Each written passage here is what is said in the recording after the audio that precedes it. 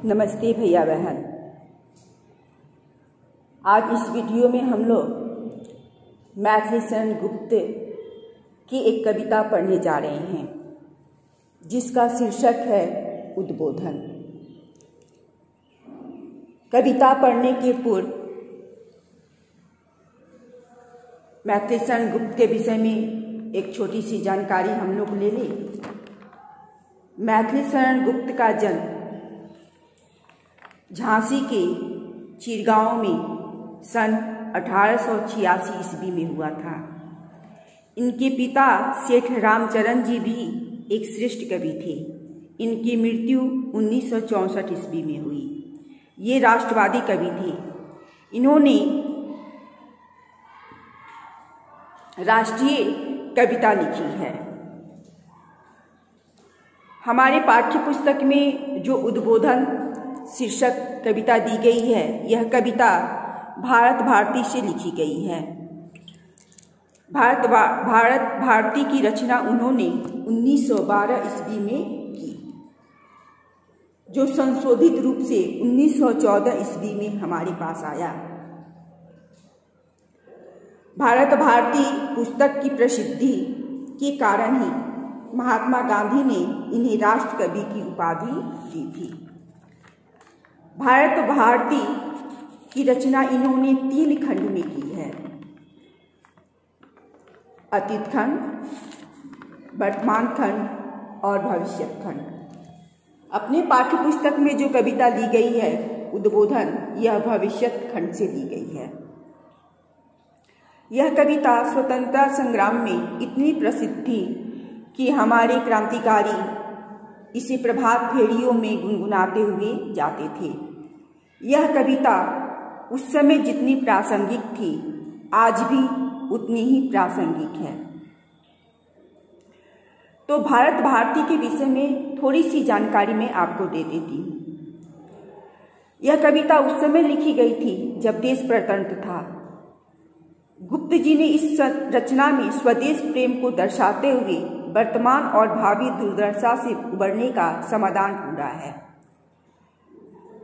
भारतीय साहित्य में भारत भारती सांस्कृतिक नवजागरण का एक ऐतिहासिक दस्तावेज है।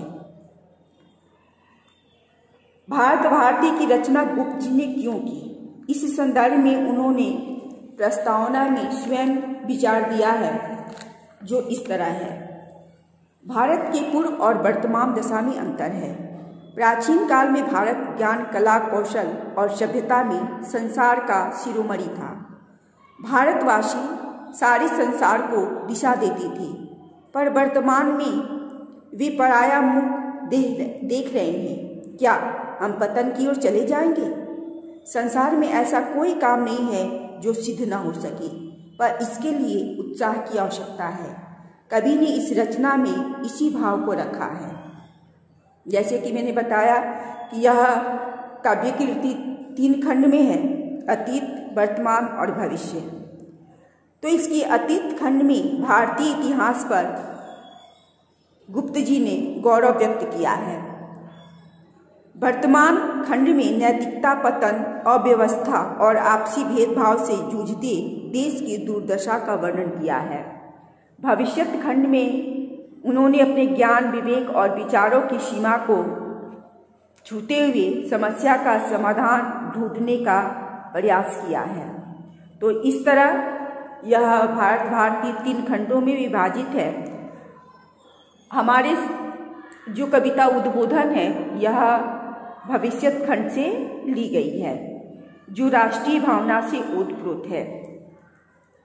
इन्होंने इसी खंड में यह दिखाया है कि हम कैसे अपने को सुधार सकते हैं।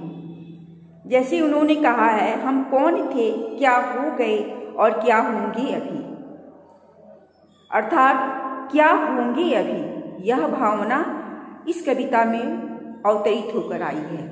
इस तरह कवि का आशावादी स्वर इस कविता में गूंजता है। इन्होंने राष्ट्र मंगल की कामना, उज्जवल भविष्य की कामना इस खंड में की है। अतीत की गौरव से प्रेरणा लेकर उज्जवल भविष्य के निर्माण की बात कर इन्होंने हमारे मनोबल को बढ़ाया है।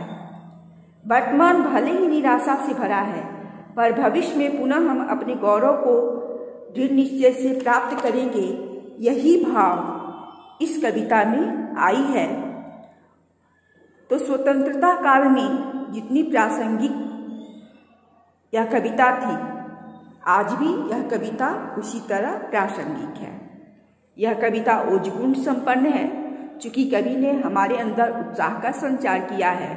और व्यक्ति की यह नीति है, वह स्वभाव होना चाहिए कि बदलते हुए परिवेश के अनुसार अपने को परिवर्तित कर ले और विकास को प्राप्त करे, विकास की ओर बढ़े।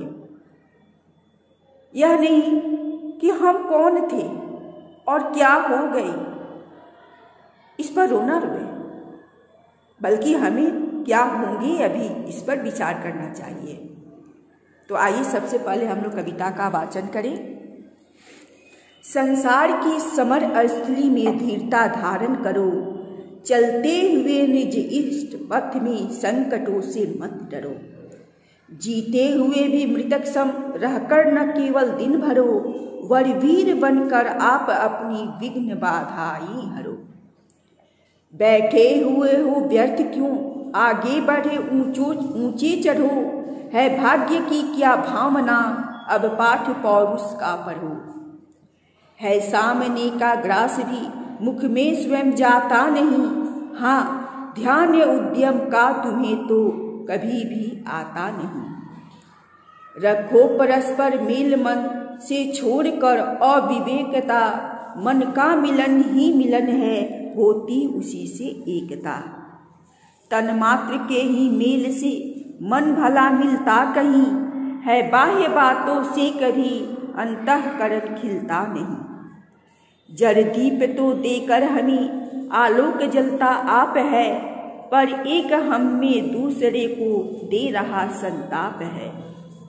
क्या हम जरों से भी जगत में है गए बीते नहीं, हे भाइयों इस भांति तो तुम थे कभी जीते नहीं। हमको समय को देखकर ही नित्य चलना चाहिए, बदली हवा जब जिस तरह हमको बदलना चाहिए। विपरीत विश्व प्रवाह की निज नाव जा सकती नहीं, अब पूर्व की बातें सभी प्रस्ताव पा सकती नहीं। है बदलता रहता समय उसकी सभी घातें नहीं, कल काम में आती नहीं है आज की बातें गई। है सिद्ध मूल यही कि जब जैसा प्रकृति का रंग हो, तब ठीक वैसा ही हमारी कार्यकृति का ढंग हो। प्राचीन हो कि नवीन छोड़ो रूढ़ियां जो हो बुरी, बनकर विवेकी तुम दिखाओ हंस जैसी चातुरी।